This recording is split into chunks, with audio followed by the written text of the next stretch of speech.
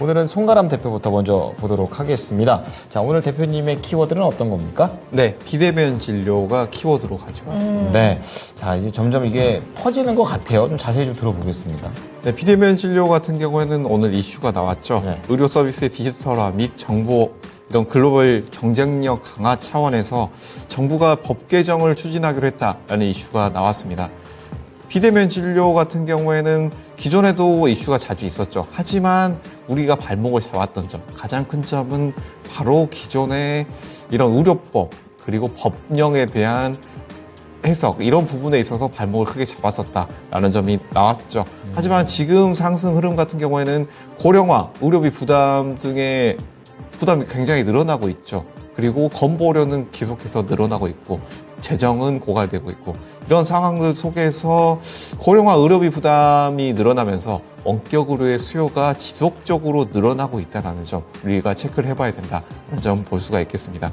그렇기 때문에 정부에서 이번에 발표했던 내용을 보게 된다고 한다면 정부에서 법제화를 추진하겠다. 27년까지 총 399억을 투입하겠다라는 발표가 나왔기 때문에 이런 정부에서 꾸준히 투자를 하고 정부가 금액을 추진한다라고 한다면 꾸준히 우리도 지켜볼 수 있는 부분이 있다라는 점을 말씀을 드리겠습니다. 국내 시장에서만 국한될 것이 아니라 지금의 시장 같은 경우에는 글로벌 시장에서도 추가로 꾸준히 상승 흐름이 나올 것으로 예상이 되는데요. 글로벌 원격 의료 시장 같은 경우에는 25년까지 연평균 16% 이상 상승 흐름이 나올 것이다 라는 점이 예상이 되고 있다라는 점에서 우리가 주목을 해볼 필요가 있다라는 점 말씀을 드리겠습니다. 여기서 지켜볼 점은 국내 시장에서의 어떻게 바로 이슈가 추가로 나오겠느냐라는 점이 주가 흐름의 이 바로미터가 될 것으로 보이기 때문에 이 점을 체크를 해보셔야 될 것으로 보이는데요.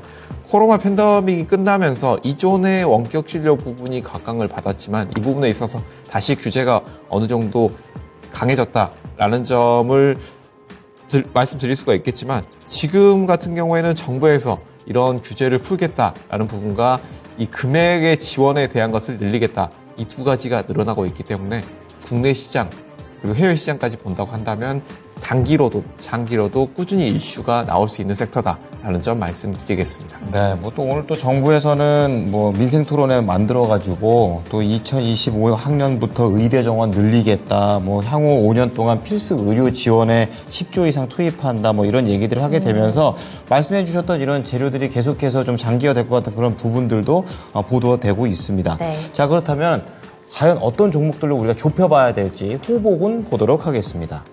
자, 오늘은 비대면 진료와 관련된 후보군입니다. 보여주시죠. 예, 비트 컴퓨터 있고요. 솔본, 인바디, 그리고 유비케어, 그리고 인성정보, 케어랩 이렇게 6가지 종목이 있는데요. 네. 자, 오늘 송가람 대표의 히든카드는요? 네, 오늘의 히든카드는 네. 바로 인성정보입니다. 그러면 이 6가지 종목 중에서 인성정보만의 매력이 있다면 어떤 게 있을까요? 인성정보 같은 경우에는 지금 비대면 진료의 필수적인 부분, 바로 IT 서비스라고 할 수가 있겠죠. 지금 인공지능 외에도 다양한 부분에 있어서 이 IT 서비스 부분이 강화되고 있는 부분인데요. 이 인성정보 같은 경우에는 IT 인프라, 그리고 네트워크 장비를 공급하는 업체입니다. 대학병원 그리고 AI 업체들과 협력해서 지금 재외국민 대상으로 해서 원격 의료 서비스 플랫폼을 국책 과제를 통해서 준비하고 있는 회사이기 때문에 앞으로의 이슈머리 그리고 기술력이 있는 회사라는 점에서 꾸준히 주목해 볼 필요가 있는 회사다라고 볼 수가 있겠습니다. 이런 비대면 진료 같은 경우에는 국내 쪽에서 굉장히 활성화되고 있다는 점, 그리고 재외국민의 경우에는 규제 샌드박스를 통해서 병원에서 비대면 진료가 어느 정도 추가적으로 되고 있다는 점, 그리고 또 한 가지 이런 부분에 있어서 시범 사업으로 지금은 진행이 되고 있지만 추가적으로 이 현장에서 어느 정도 추가적으로 이런 흐름이 나올 가능성이 높다라는 점을 볼 수가 있겠습니다. 재외국민 같은 경우에는 현재 진료 플랫폼인 OK닥이 런칭이 되어 있는 상황이기 때문에 이 프로그램이 어느 정도 잘 돌아간다라고 한다면 국내에도 추가로 런칭될 수 있는 가능성 어느 정도 존재한다라는 점 말씀을 드리겠고요.